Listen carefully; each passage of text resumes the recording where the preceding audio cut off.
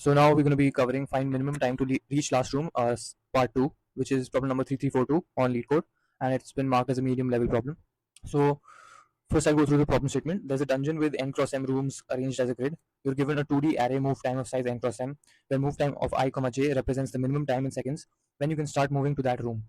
So you start from the room 0, 0 at the time t is equal to 0 and can move to an adjacent room. But moving between adjacent rooms takes 1 second for one move and 2 seconds for the next, alternating between the two. So this means that uh, first move may you take 1 second. In the second move, whatever grid cell you're going to, it takes 2 seconds, right? And in the alternate, basically it alternates. So in the next move, you'll again take 1 second, and in the next move, you'll take 2 seconds. So this keeps on alternating. Now we need to return the minimum time to reach the room n minus 1 and m minus 1. So this is the bottom right cell. So for example, this is the, let us say, firstly, two rooms are adjacent if they share a common wall, either horizontally or vertically. Okay, so we know that we can move horizontally or vertically. So that means we can go 4 directions: up, down, left, and right. Right now, move time 0, comma. Let us draw this matrix. So basically, we have this 0, 4, 0, 4, 4, and 4. So basically, the minimum time is required here is 7 seconds, because at t is equal to 4, we start, right? So move from 0, 0 to 1, 0. So 0, 1, 1, 0. So you can move, sorry, this is 0, 1, right? So you can move to 1, 0. Let us say we move downwards. So that takes 4 seconds. Basically, that takes 1 second. And at t is equal to 5, we move to this in 2 seconds. So 5 plus 2 is equal to 7, right? Similarly, in this one, we have move time. The matrix is something like this. So 1, 2, 3, and all are marked as 0. So basically, the grid cell actually denotes the move time or the wait time. So at t is equal to 0, we will move from, first let me mark the values, the grid values, and the row and column values. So now it is saying move from 0, 1, 0, 0 to 1, 0. So basically, the first move requires 1 second, so that is 1 second taken up. Now the second move will move from 1, 0 to 1, 1. That takes 2 seconds. Then the alternate move, as I said, is going to take another 1 second here. So 1 second. Now moving from uh, 1, 2 to 1, 3 takes 2 seconds because we are alternating. So we reach the bottom right cell and it takes total 6 seconds. Right. Similarly, you can go through the example 3. Right. It will take 4 seconds. So basically, how do we approach this problem? So let us go to my solution. So we're going to be employing the Dijkstra algorithm. So we can model the grid traversal as shortest path problem on a 3D graph. The state that we're going to be storing is the time, because the time is also changing, x and y coordinates because they are also changing in the grid, that is the row and column values, and along with that the flag value. Now flag basically is going to alternate between 0 and 1. So if the last move took 1 seconds, the next move will take 2 seconds, and if the last move took 2 seconds, then the next move will take 1 second. So basically vice versa. So we have to keep a check of the flag that will alternate between 1 second and 2 seconds. So we use Dijkstra's algorithm with a priority queue because movement times are not uniform, right? And movement alternates between 1 second and 2 seconds. The flag alternates with each move. So move time of I, j is the earliest time at which we can step into cell I, j. It is the earliest time at which we can step into cell I, j, right? So the approach is basically, firstly, initialization. So we use a 3D DP array, DP of I, j flag, where DP of I, j flag is the minimum time required to reach I, j with a move of flag, right? Then we initialize all dpij flag with int max. So we declare a vector of int type, that is a 3D DP array, and initialize all the elements with int max. Then that's we start at 0, 0, the grid x and y coordinates, that is the top left cell here. This point is the 0, 0, that is the top left cell, with time equal to max of 0, move time 0, 0. So there can be a condition that move time 0, 0 is negative.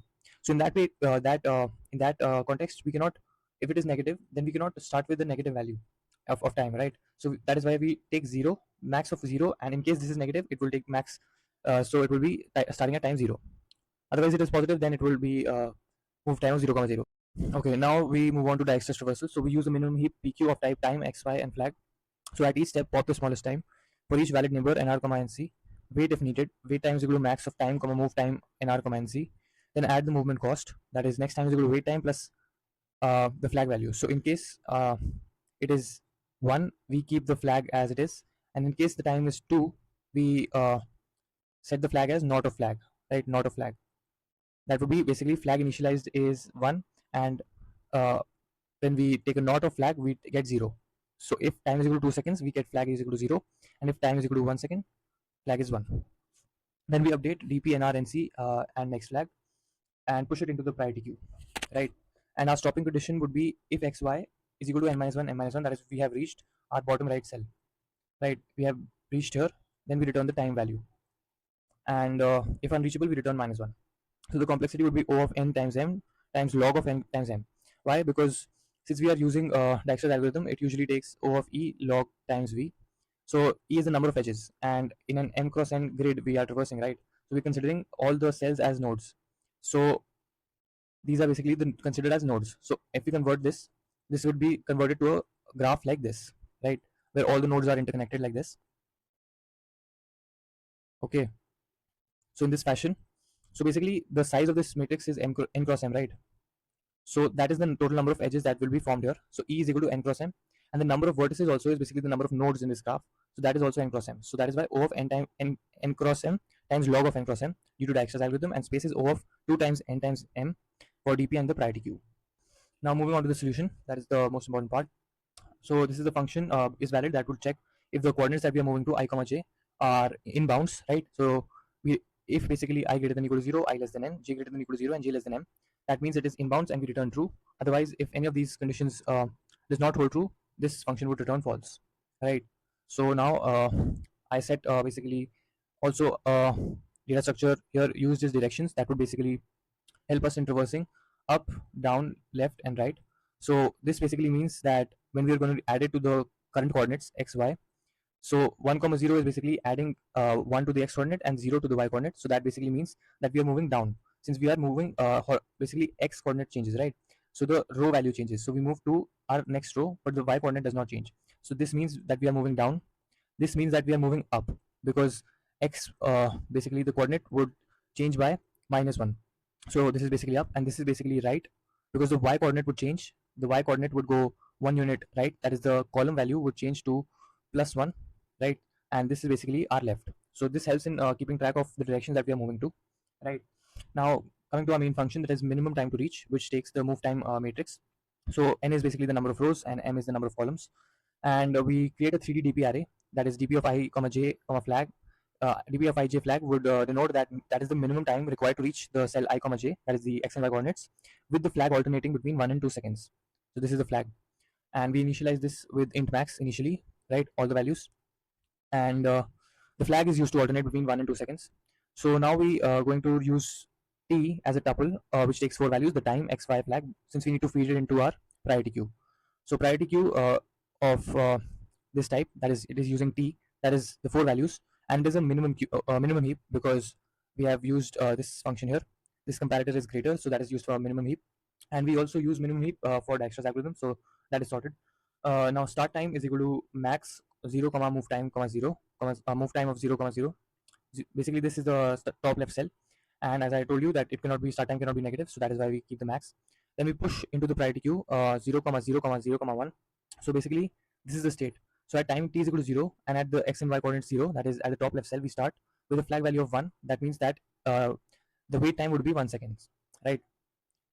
And we set the dp of 001 to start time, right? Now we start our Dijkstra's algorithm, that is, while the priority queue is not empty, auto time xy flag we extract from the priority queue stop and pop the element out. So time, x and y coordinates, and the flag value we have taken, and we have kept to check that if time greater than dp of x, y, and flag, we continue. That is, we skip this part, right? So because we need a time, minimum time, right? So we have to keep the time lesser than that to continue, to basically actually perform the algorithm. And dp of xy flag is equal to time, right? So this is the condition that we are going to continue with. That cannot be greater than this value. So that is why we continue. So that's the check that we kept. And if x is equal to n minus 1 and y is equal to n minus 1, we have reached the bottom right cell. So we return our time. That is the final answer. And in case it is not reachable, we come out of this while loop and we return -1. That is, it is unreachable. Right. So int move cost is flag. Basically, this is the ternary operator. So this means that uh, if flag, if the flag value is wait, this means that if flag is equal to 1, if flag is equal to 1, then our move cost is equal to 1. But if flag is equal to 0, since we're going to be alternating it, the move cost would be 2. That is, the time is equal to 2 seconds, the waiting time to move to the next cell, right? So that is the movement cost. And now we traverse each neighbor 4 directionally. So for each neighbor, we get the x and y coordinates of the neighbor, that is neighbor row and neighbor column. right? And we check if it is valid, that is if it is in bounds. Then our wait time would be the max of time, the current time that we have, and the move time nrnc that was stored in our graph, right? So that value would be added, the waiting time along with the time, that is the next time, that is wait time plus the move cost. This is the move cost, right? So in order to move to the next cell, we have to check also that whether it's either 1 second or 2 second wait time that would be added. So that is being that is where we use our flag value.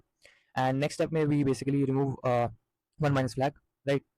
So if next time is less than dp nrnc, and the next step, that is one minus flag, because we're alternating, right? So we need to subtract, basically remove one from the flag value to basically convert it to 0 in order to make the next movement cost as 2 seconds, and alternate on basically vice versa. This keeps on continuing. So if it is less than that, then we set the 3D array state as next time, and push the four states into the priority queue. That is the next time, the next row, the next column, the neighboring two, and the next step. And if we are unable to reach, then we return -1. So that's about the problem.